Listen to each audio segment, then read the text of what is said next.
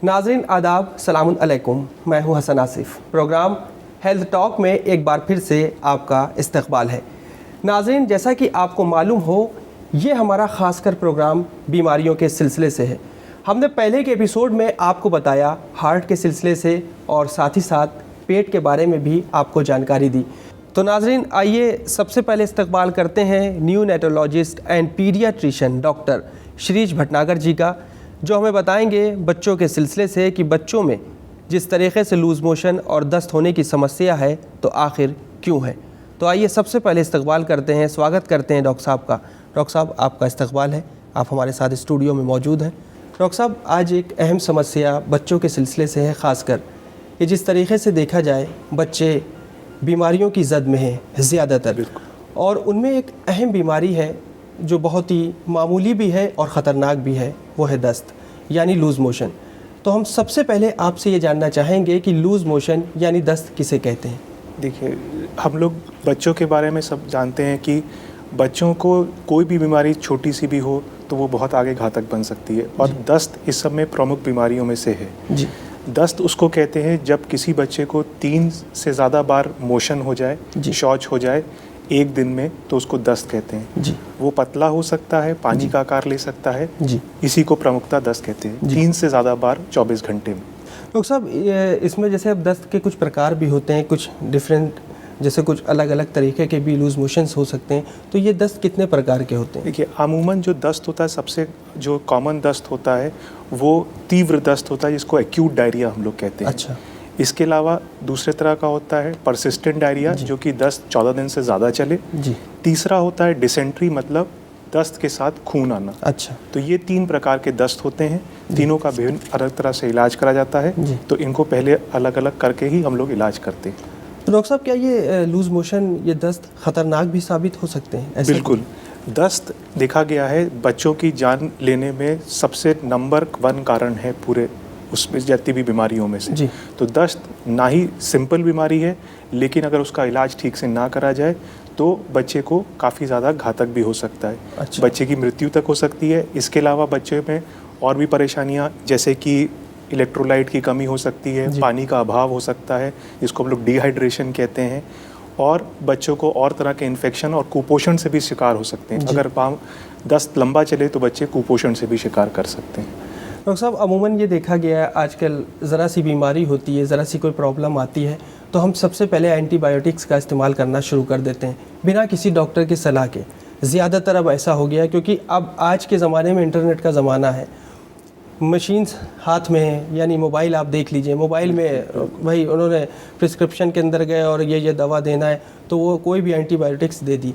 तो बच्चों की ज़िंदगी का सवाल है, तो क्या ऐसा करना ठीक है? दस्त में एंटीबायोटिक्स का रोल बिल्कुल नहीं है जी। सिर्फ हमको ये ध्यान रखना चाहिए कि दस्त जब हो रहा है तो हमको डिहाइड्रेशन कवर करें, हम पानी के पूरी कमी पूरी करें, जिंक दें। इसके अलावा एंटीबायोटिक्स नहीं देना चाहिए। अमूमन ये देखा गया है कि पुराना पर्चा उठाकर उससे दवा शुरू कर दी जाती है, वो बिल्कुल गलत बात है। बच्चे को हर समय जब भी हो, दस्त हो रहा हो, तो फ़ौरन डॉक्टर को दिखाएं, ORS शुरू करें, और अगर कंट्रोल नहीं होता है तो डॉक्टर से कंसल्ट करें। एंटीबायोटिक्स और बाकी दवाइयाँ देने से अपने आप को रोकें। डॉक्टर साहब, लूज़ मोशन होने के इसके अलावा और भी क्या वजह है, क्या कारण है? देखिए, लूज़ मोशन जो होता है, अमूमन जो डायरिया होता है, वो सबसे प्रमुखता वायरसेस के कारण होता है, जिसमें रोटा वायरस सबसे इम्पॉर्टेंट कारण होता है जिससे दस्त होता है। इसके अलावा अलहदा वायरसेस भी हैं, बाकी वायरसेस भी हैं, लेकिन रोटा वायरस सबसे ज़्यादा कॉमन कारण होता है। और बैक्टीरिया होते हैं जिनके कारण दस्त होता है, सैल्मोनेला, शिगेला, जिनसे खूनी पेचिश जिसको हम लोग कहते हैं, उनसे हो सकती है।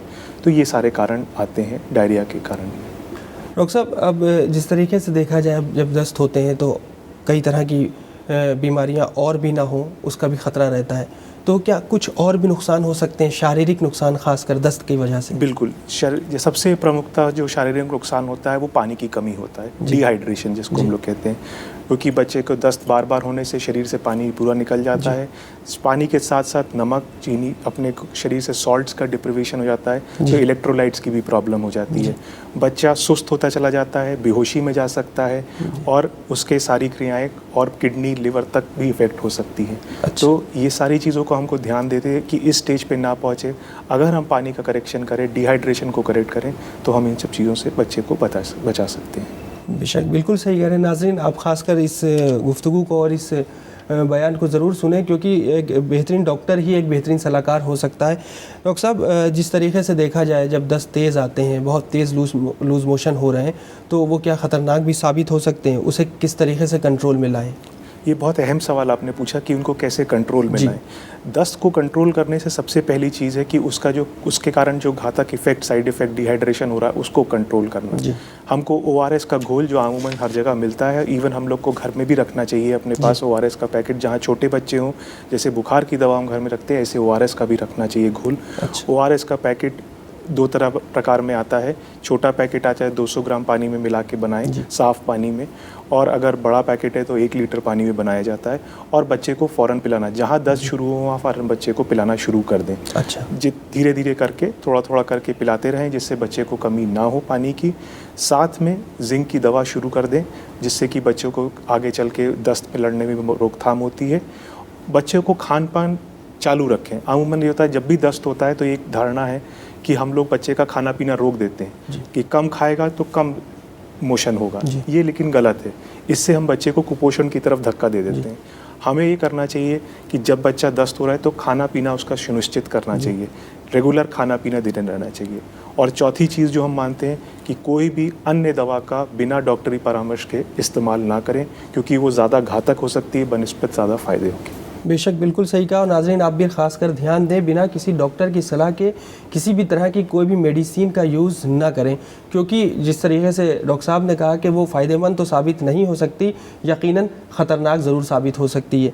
डॉक्टर साहब, जिस तरीके से देखा जाए, डिहाइड्रेशन आज एक आम समस्या है, और डिहाइड्रेशन होता है तो हम उसको नहीं समझ पाते हैं कि वो कैसे हो गया, क्या हो गया, तो हम इसको कैसे पहचानें? जी बिल्कुल, डिहाइड्रेशन क्योंकि पहचानना बहुत ज़रूरी है, क्योंकि डिहाइड्रेशन का इलाज घर से शुरू हो जाता है। डॉक्टर से पहले हमको घर पे ही शुरू कर देना चाहिए डिहाइड्रेशन का इलाज। इसमें बच्चा क्या होता है, जब बच्चे को थोड़ा पानी की कमी होती है, थोड़ा सम डिहाइड्रेशन जिसे हम लोग कहते हैं, तो बच्चा चिड़चिड़ा हो जाता है, बच्चा ठीक से पानी की बहुत ज़्यादा प्यास बढ़ जाती है, पानी बहुत लगातार मांगता रहेगा। अगर आप उसकी खाल को थोड़ा सा खींच के देखेंगे तो उठेगी, लेकिन आरामवन नहीं जाएगी। पानी, पेशाब की कमी हो सकती है, बच्चा कम पेशाब करेगा। ये सारे मापदंड से हम देखते हैं कि बच्चे को सम डिहाइड्रेशन हो रहा है। अगर इसको सही टाइम पे कंट्रोल ना करा जाए तो ये सीवियर डिहाइड्रेशन, मतलब बहुत ज़्यादा डिहाइड्रेशन वाली स्थिति पहुंच सकती है, जिसमें बच्चा बेहोश हो सकता है, बच्चा बिल्कुल पेशाब नहीं करेगा, पेशाब बिल्कुल रुक जाएगा उसका, और अगर हम उसकी खाल को खींच के देखेंगे तो वो बिल्कुल नहीं सिमटेगी आपस में। तो ये चीज़, अगर ये तो खतरनाक स्थिति है, लेकिन हमको अगर हम सम डिहाइड्रेशन वाली स्थिति पहचान ले, जब बच्चा चिड़चिड़ा है लेकिन पानी बहुत ज़्यादा मांग रहा है, प्यास लगातार उसको लग रही है, तब हमको उसका ORS शुरू कर देना चाहिए। बेशक, बहुत सही आपने बात कही।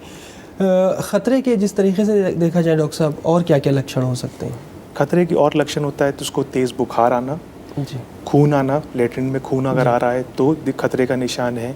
बच्चा सुस्त पड़ता चला जा रहा है, लगातार उल्टी करता चला जा रहा है, आप दवा दे रहे हैं, ORS दे रहे हैं, उसके बाद भी लगातार बच्चा उल्टी कर रहा है, दवा नहीं ले रहा है, तो ये खतरे के निशान है। इस स्थिति में कभी भी बच्चे को घर पे ना रखें।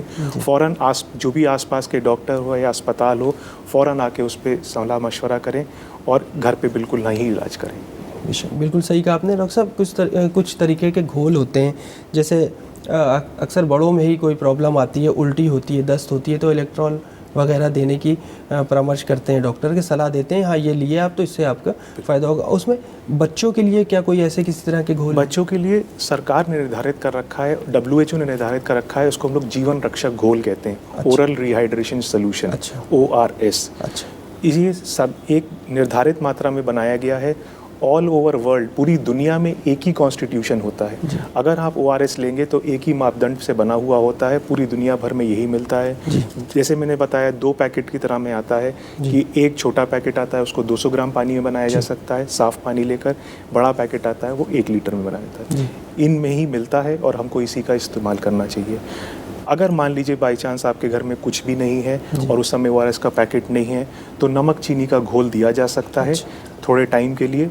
तब तक हमको ये कोशिश करना चाहिए कि हम ORS का पैकेट का इंतज़ाम कर लें, नहीं तो आसपास के अस्पताल में पहुंच जाएं, जहां से हमको बेहतर चिकित्सा सुविधा मिल जाए।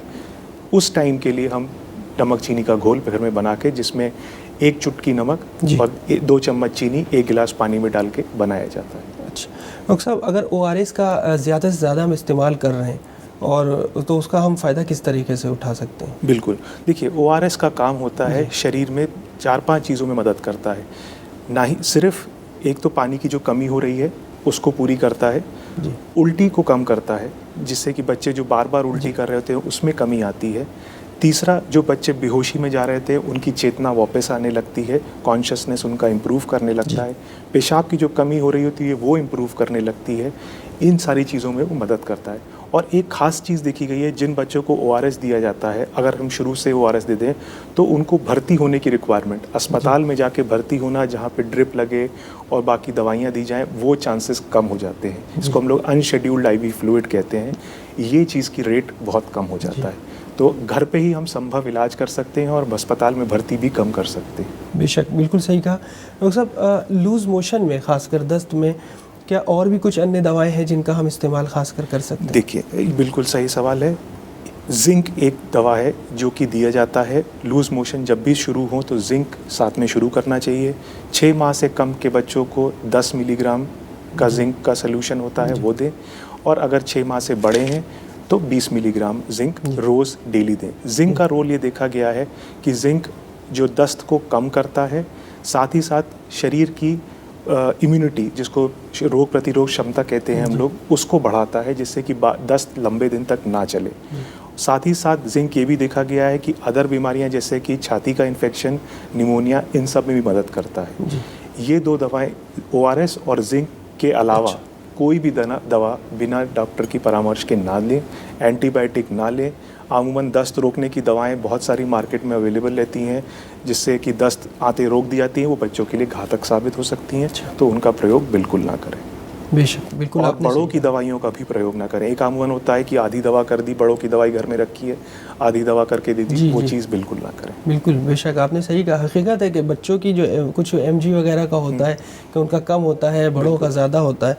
तो ये बात तो खुद खासकर हमारे ऑडियंस को, हमारे व्यूवर्स को खुद सोचना चाहिए कि क्या हम बच्चों के लिए बड़ों की दवा दें या ना दें। क्योंकि डॉक्टर साहब, सलाह तो बहुत ज़रूरी है, और एक फैमिली डॉक्टर के नाते आप जिस तरीके से आप हमारे खासकर नाजरीन को, व्यूवर्स को बता रहे हैं, तो हम यही चाहेंगे कि हमारे खासकर नाजरीन भी इन्हीं सब चीज़ों का इस्तेमाल करें। डॉक्टर साहब, जिस तरीके से देखा जाए दस्त के दौरान, भाई अगर दस्त आ रहे हैं तो बदन में कमज़ोरी भी आएगी, तो क्या उस दौरान बच्चों को खान पान या खाना वगैरह कुछ दिया जाता है, और क्या उसके कोई फ़ायदे हैं या नुकसान है? बिल्कुल, बच्चों को जब भी दस्त हो तो उनका खाना पीना बिल्कुल सुनिश्चित करना चाहिए। जितना नॉर्मल अमाउंट दिन प्रतिदिन वो खा रहे थे, वो हमें कोशिश करना चाहिए कि उतना खाते रहें। जो भी उनकी पसंद की चीज़ है वो बनाते रहें और देते रहें। रेगुलर टाइम पे 2-3 से घंटे 4 घंटे पे थोड़ा थोड़ा करके देते रहें, जिससे कि उनके बॉडी में कुपोषण की बीमारी ना है। दूसरा, एक बहुत बड़ी धारणा ये देखी गई है कि जब भी दस्त होते हैं तो हम बच्चों का दूध बंद कर देते हैं। ये कहा जाता है कि दूध कम कर दो, दूध बंद कर दो। ये बिल्कुल गलत धारणा है। ऐसा नहीं है कि दूध बंद कर देंगे तो दस्त जल्दी फ़ायदा करेगा, ये गलत धारणा है। दूध हमको बिल्कुल सुचारू रूप से चालू रखना चाहिए। जैसे बच्चा दूध पी रहा है वैसे ही पीते रहना चाहिए, और बाकी भी खान पान की सारी चीज़ें लेते रहना चाहिए। बेशक, बिल्कुल सही कहा आपने। डॉक्टर साहब, एक आखिरी सवाल है आपसे कि हम जिस तरीके से देखा जाए अभी इतनी बड़ी बीमारी है, हम इसको बीमारी समझें क्योंकि इसमें जान भी जाने का ख़तरा अमूमन लगा रहता है। डॉक्टर साहब, आप तो बेहतर जानते हैं। डॉक्टर साहब, जिस तरीके से देखा जाए अब ये दस्त हैं तो इनसे हम बचाव कैसे कर सकते हैं? बहुत अच्छा सवाल है, क्योंकि prevention is better than cure, ये एक बहुत बड़ी लाइन है और इसका बहुत महत्व है इस चीज़ में, क्योंकि दस्त को ट्रीट करना एक मुश्किल से मुश्किल चीज़ भी हो सकती है। तो अगर हम उसको पहले ही बचाव कर सके तो बहुत अच्छी बात है। बचाव करने के लिए सबसे ज़रूरी चीज़ है, छोटे बच्चों में जब भी हम उसको देखें तो साफ़ पानी का इस्तेमाल करें। बच्चों को खिलाने से पहले और खिलाने के बाद हाथ ज़रूर धोएं। शौच से पहले, शौच के बाद हम लोग हाथ ज़रूर धोएं। चौथा चीज़, बच्चों के खान पान जो भी है वो ढक के रखें। पांचवा चीज़, बाहर की चीज़ों को खिलाने से परहेज़ करें। घर में बना हुआ पौष्टिक खाना ही उनको खिलाएं। इन चीज़ों का अगर हम लोग ध्यान रखते हैं तो हम लोग दस्त को कई हद तक रोक सकते हैं। बहुत खूब, बहुत अच्छी बात आपने हकीकत में डॉक्टर साहब बताई, और इसे इन सब चीज़ों को ध्यान में रखें। खासकर व्यूवर्स, हम अपने व्यूवर्स से ही बात कर रहे हैं इस टाइम कि जो डॉक्टर साहब ने सलाह दी उसी के अनुसार चलें। डॉक्टर साहब, जिस तरीके से देखा जाए दस्त आना और लूज़ मोशन होना, क्या इसे ही डायरिया भी कहते हैं? बिल्कुल, आपका अहम सवाल था ये धारणा रहती है कि अलग अलग चीज़ें, बट ये सब एक ही चीज़ें हैं और ये एक ही चीज़ की पर्यायवाची है और इनका मतलब भी एक और इनका इलाज भी एक ही होता है। डॉक्टर साहब, आज की डेट में देखा जाए कि घर में भाई हर वक्त तो डॉक्टर मौजूद नहीं है और कुछ हाउसवाइफ्स हैं जो घर में हैं मौजूद, ख़ासकर बच्चों के प्रॉब्लम होती है। जो आपने ORS की बात की थी, हम चाहेंगे ख़ासकर बताएं कि ORS की विधि क्या है बनाने की? बिल्कुल, ये बहुत जानना ज़रूरी है हर माता पिता के लिए कि ORS कैसे बनाना चाहिए, क्योंकि ये वो अहम हिस्सा है डायरिया का इलाज का और डिहाइड्रेशन के इलाज का। देखिए, ORS के लिए सबसे पहले हमको ये रखना है कि एक ORS का पैकेट हो हमारे पास और साफ़ पानी हो। साफ़ पानी मतलब जो हम रेगुलर घर में आमतौर से पीने के लिए रखते हैं, वो साफ़ पानी एक बर्तन में रख लें हम अपने पास। 1 लीटर का एक मापदंड की बॉटल ले लें जिसमें कि वो साफ़ पानी रखें और उसको एक भगोने में पलट लें। उसके बाद वो साफ़ पानी जब पलट लें, उसके बाद उसमें ORS का पैकेट खोल के बड़ा वाला और पूरा उसमें डाल दिया जाए और उसके बाद चम्मच से अच्छी तरह से घोल लें, मिला लें, वो पूरी तरह से तैयार हो जाएगा। इस ORS का घोल जो 1 लीटर हमने पानी में बनाया है, इसको ढक के रखें। जब भी बच्चे को शौच हो या दस्त होता है, उसके बाद धीरे धीरे करके चम्मच से या ग्लास से धीरे धीरे करके वो बच्चे को पिलाते रहें। हर दस्त के बाद 15-20 मिनट में आधा गिलास, 1 गिलास, जैसे जैसे बच्चे की रिक्वायरमेंट हो वो पिला दें और बाकी सब ORS का जो घोल बना हुआ है वो रख लें। एक ORS का पैकेट हम अगर सुबह से बनाते हैं तो शाम तक इस्तेमाल करा जा सकता है। 12-14 घंटे तक वो ख़राब नहीं होता और अगर उसके बाद कभी इस्तेमाल करना पड़े तो नया पैकेट बनाएं। बेशक, बहुत खूब। डॉक्टर साहब, साथ ही साथ ये भी बता दिए कि आपने एंटीबायोटिक्स की, अभी हमने जो पहले एक सवाल किया था, तो एंटीबायोटिक्स दवाओं का चलिए ठीक है, एक तरफ तो मना कर दिया कि ऐसे नहीं देना चाहिए, लेकिन कब देना चाहिए ये भी बता दिए। एंटीबायोटिक्स, मैं फिर से ये कहूँगा कि एंटीबायोटिक्स खुद कभी ना दें जी, लेकिन कुछ कंडीशंस ऐसी होती हैं जब हमको एंटीबायोटिक देना पड़ता है दस्त में, वो डॉक्टर की सलाह के बाद ही दें। वो कंडीशन होती है कि अगर बस दस्त में खून आ रहा हो, जिसे डिसेंट्री कहते हैं, उसमें एंटीबायोटिक देना हो। कॉलरा यानी हैज़ा, अगर हैज़े जैसा दस्त हो रहा तो एंटीबायोटिक देना होता है। या बच्चे को तीव्र बुखार आ रहा हो या बच्चा कुपोषण का शिकार पहले से ही हो, उस बच्चे को अगर दस्त होता है तो हम एंटीबायोटिक देते हैं। डॉक्टर साहब, जैसे देखा जाए लूज़ मोशन होता है, दस्त होता है, तो क्या इसके टीके वगैरह भी कुछ आते हैं? जी, ये बहुत अहम सवाल है क्योंकि आजकल हम लोग कोशिश करते हैं कि एक प्रिवेंशन का एक मेथड होता है वैक्सीनेशन, कि टीका दे दिया जाए उससे।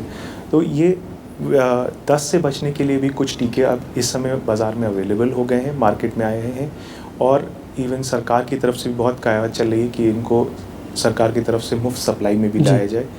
ये जो टीके होते हैं, ये रोटा वायरस बीमारी जो जिससे डायरिया का कारण प्रमुख कारण है, उससे बचाव के लिए होते हैं। इसको हम लोग रोटा वायरस वैक्सीनेशन कहते हैं। ये लगाया ही नहीं जाता, ये पिलाया जाता है। जैसे पोलियो की दवा पिलाई जाती है, ऐसे ही 3 खुराक इसकी दी जाती हैं और 1-1 महीने के अंतराल पे, और उससे ये देखा गया है कि रोटा वायरस डायरिया काफ़ी हद तक कम हो जाता है। जो वो जानलेवा स्थिति बना सकता है वो नहीं बनाता। दस्त हो सकते हैं लेकिन वो जानलेवा स्थिति और घातक स्थिति नहीं बनता है। और सरकार भी ये कोशिश कर रही है अपनी तरफ से कि ये हमारे प्रोग्राम में आ जाए और हर जने को अवेलेबल हो। तो ये अच्छा टीका है। जो भी घर वाले, जो भी पेरेंट्स सुन रहे हैं इस बात को, अगर वो अपने डॉक्टर से सलाह मशवरा कर सकते हैं और इस टीके के बारे में उनसे जानकारी ले सकते हैं। बेशक, बिल्कुल सही कहा डॉक्टर साहब। हम चाहेंगे कि एक छोटा सा मैसेज, एक छोटा सा संदेश हमारे व्यूवर्स को दे दें। देखिए, दस्त एक ऐसा बीमारी है जो बहुत छोटा रोग, जैसे हमने शुरू से कहा, छोटा रोग लेकिन वो घातक हो सकता है। तो दस्त के 4 स्तंभ मैं आपसे कहूँगा याद रखें। 4 स्तंभ होते हैं कि जब भी दस्त हो बच्चे को तो ORS का घोल घर में बना के देना शुरू कर दें। जिंक की दवा साथ में दें। अगर 6 महीने से कम बच्चा है तो 10 मिलीग्राम, 6 महीने से बड़ा है तो 20 मिलीग्राम। खाना पीना उसका सुचारू रखें। बहुत ज़रूरी है कि हम खाना पीना उसका सुचारू रखें। खाना पीना जो नॉर्मल है वो चलाते रहें। और चौथी बात, कोई भी एंटीबायोटिक या कोई भी और दवा, बड़ों की दवा बच्चों को ना दें जब तक कि आप अपने डॉक्टर से परामर्श ना करें। अगर हम इन 4 स्तंभों का इस्तेमाल करेंगे तो हमारे बच्चों को हम दस्त से और उसके से कारण जितनी भी घातक बीमारियां हो सकती हैं, उनके घातक रिजल्ट हो सकते हैं, उससे बचा सकेंगे। बहुत खूब डॉक्टर साहब, आपका बहुत बहुत शुक्रिया कि आप हमारे साथ मौजूद रहे और मुसलसल एक ऐसी ख़तरनाक ही हम बीमारी कहेंगे उसके बारे में आपने हमारे व्यूवर्स को बताया। तो नाजरीन एक बेहतरीन सलाहकार ही एक बेहतरीन डॉक्टर हो सकता है। तो अगर आपको रहना है स्वस्थ, अगर अपनी सेहत को अच्छा रखना है, तो एक अच्छे डॉक्टर की मौजूदगी आपकी ज़िंदगी में बहुत ज़रूरी है, क्योंकि फैमिली डॉक्टर वही होना चाहिए हकीकत में कि जिसको जानकारी हो, जिसकी सलाह पर आप अपने बच्चों का, अपने बड़ों का, अपने बूढ़ों का, सबका इलाज कर सकें। क्योंकि अगर डॉक्टर साहब सेहत है तो सब कुछ है, और सेहत नहीं है तो कुछ भी नहीं है। फ़िलहाल नाज़रीन हमें और डॉक्टर साहब को इजाज़त दें, इंशाअल्लाह हम फिर हाज़िर होते हैं एक और नए मौजू के साथ। तब तक के लिए खुदा हाफिज़।